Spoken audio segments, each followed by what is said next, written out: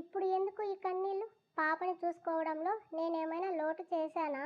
నా ప్రేమలో లోపం ఉందా? కన్నీళ్ళు వచ్చేస్తున్నాయి ఆమెకి. డ్రామా బేస్ గట్టిగా నవ్వాడు అభి కళ్ళు పెద్దవి చేసి చూస్తూ. నేను ఏడుస్తుంటే మీకు నవ్వొస్తుందా? పైగా నన్ను డ్రామా బేస్ అంటారా? అంది ఉక్రోషంగా. తన పెదవులు నొక్కి పట్టి, ఇంత క్యూట్గా అలిగితే మరీ ముద్దొచ్చేస్తున్నావు. నైట్ ఆపిన పని మళ్ళీ స్టార్ట్ చేస్తాను. నైట్ ఎక్కడ ఆపారు? తెల్లవార్లు అని అభి చూసే కొంటె చూపుకి డైవర్ట్ చేస్తున్నారు కదా నన్ను అని లేవడానికి చూస్తుంటే, ఎక్కడా? వదిలితేగా. వదలండి గింజుకుంది. నెక్కు మీద కిస్ చేసి చిన్నగా బయటిచ్చాడు. నొప్పి, ఒళ్ళంతా ఘాట్లు.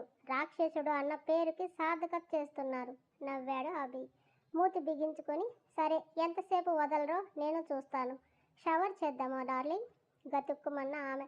మీరిలా ఫాస్ట్ అయితే ఎలా స్వామి? నేను తట్టుకోవద్దు. ప్లీజ్, ఇప్పటికే లేట్ అయింది. పాపం చూడాలి. హరిణిని మాత్రమేనా?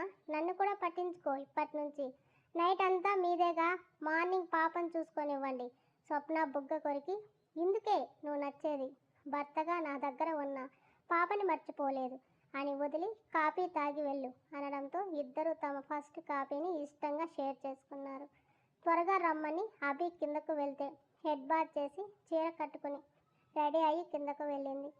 అక్కడ పాపతో ఆడుతున్న ఓ 50 సంవత్సరాల ఆడ మనిషిని చూసి అప్పటి వరకు ఏదో మూల ఉన్న అసూయ కాస్త మాయమై అభిను చూసింది. ఆంటీ అంటూ ఎంతో ప్రేమగా మాట్లాడుతున్నాడు. నిన్ను క్షణం అనుమానించానని తెలిస్తే నీ రియాక్షన్ బాబోయ్, వద్దు, చెప్పకూడదు అనుకుంటూ పాపని ఎత్తుకుంది. స్వప్న ఇలారా అని అభి పిలవడంతో వెళ్ళింది. ఆంటీ, తానే స్వప్న, నా వైఫ్ అని ఆవిడకి చెప్తూ. స్వప్న ఆవిడ తాతయ్య ఫ్రెండ్, పేరు నీలిమ. ఆటిజం, హరిణి లాంటి స్పెషల్ కిడ్స్కి ట్రీట్ చేసే పీడియాట్రిషియన్. నమస్తే మేడం అని 2 చేతులు జోడించి మర్యాదపూర్వకంగా పలకరించింది స్వప్న. మేడం వద్దురా, ఆంటీ అనే పిలువు అంది నవ్వుతూ. అలాగే ఆంటీ గారు అంది. ఆంటీ కెనడా నుంచి రీసెంట్గా ఇక్కడికి వచ్చారు. తాతగారికి ఫోన్ చేస్తే మాటల్లో హరిణి గురించి చెప్పారు. వెంటనే నాతో మాట్లాడటం, ఆవిడ వస్తాననడం, నేను సరే అనడం చకచకా జరిగిపోయాయి. సో పాప విషయంలో నీకు తోడుగా ఆంటీ ఉంటారు అని చెప్తుంటే, థ్యాంక్ యూ ఆంటీ గారు, మీ మేలు ఎప్పటికీ మర్చిపోలేను అంది. స్వప్న, నువ్వు మరీ ఎమోషనల్ అయిపోతున్నావు. అభి నాకు మనవడే. మనకి మనం చేసుకునే సహాయం ఇది. ఇందులో కృతజ్ఞతకి తావులేదు. ఆమె మనసేంటో అర్థమైన స్వప్న అభి కూడా ఆమెకు ఇంపార్టెన్స్ ఇవ్వడంతో ఊపిరి పీల్చుకొని 10 నిమిషాల్లో టిఫిన్ రెడీ చేస్తాను అనేసి వెళ్తుంటే, మా టిఫిన్స్ కాఫీస్ ఎప్పుడూ అయిపోయాయి. అన్నయ్య ఉన్నప్పుడే. ఇంకా నువ్వే బ్యాలెన్స్ తినేయమని చెప్పి, అభి నువ్వు కూడా తినలేదుగా, వెళ్ళు, నేను పాపని గార్డెన్లో ఆడిస్తానని తీసుకెళ్లారు. పదండి మేడం అంటూ డైనింగ్ ఏరియా వైపు నడిచాడు అభి. మేడం అనద్దు. ఎర్రబడ్డ ముక్కు ముందుకు లాగుతూ, నన్ను సార్ కాకుండా అభి అని పిలిస్తే మేడం అనడం మానేస్తా.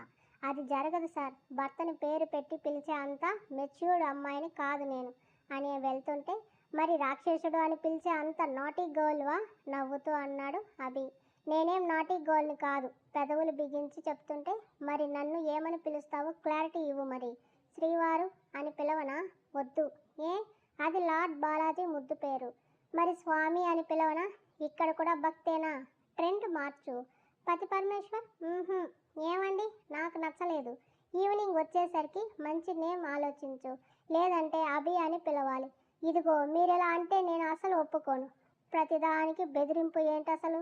అక్కడ ఎవ్వరూ లేకపోవడం చూసి ఆమె నడుం పట్టి దగ్గరకు తీసుకొని, కావాల్సింది దక్కాలంటే బెదిరించో అదిరించో లాక్కోవడం నాకు అలవాటు, నీకు తెలుసుగా. ఓరగా చూస్తూ, ఇంటి ప్రతి మూల సీసీ కెమెరాలు పెట్టారు. మీరు ఇలా పబ్లిక్ రొమాన్స్ చేస్తే ఎలా? ఇక్కడ కనెక్షన్ తీయించాను. ఎందుకు? ఉండనివ్వండి. అసలే మనకు శత్రువులు ఎక్కువ. నా ఫ్యామిలీని నేను చూసుకోగలను. అన్నీ తీయలేదు, ఇంట్లో మాత్రం తీయించా. నువ్వు ఉన్నావుగా, చాలు. ఏంటి నా మీద నమ్మకం? నైట్ జరిగాక కూడా నా నుంచి పారిపోవనే నమ్మకం. అవునా? ఏమో, నేను మీ రైవల్స్ పంపిన మనిషిని అయితే ప్రేమగా నమ్మకంగా ఉంటూ మిమ్మల్ని నా వలలో పడేసి ట్రాప్ చేశానేమో. మీరు నన్ను ఇలా నమ్మాలని ఇదంతా చేశానేమో. పోనీ అలాగే అనుకో. నిజంగా నువ్వు అలా చేసే ఉంటే మీ ఎయిమ్ పాపనే అయితే పాపని నీకు ఇచ్చేస్తా. ఏం చేసుకుంటావు? అభి నోటి మీద చెయ్యి వేసి, నేను అలాంటి అమ్మాయిని కాదండి. చూసావా, అబద్ధం 1/2 నిమిషం మోయలేకపోయావు.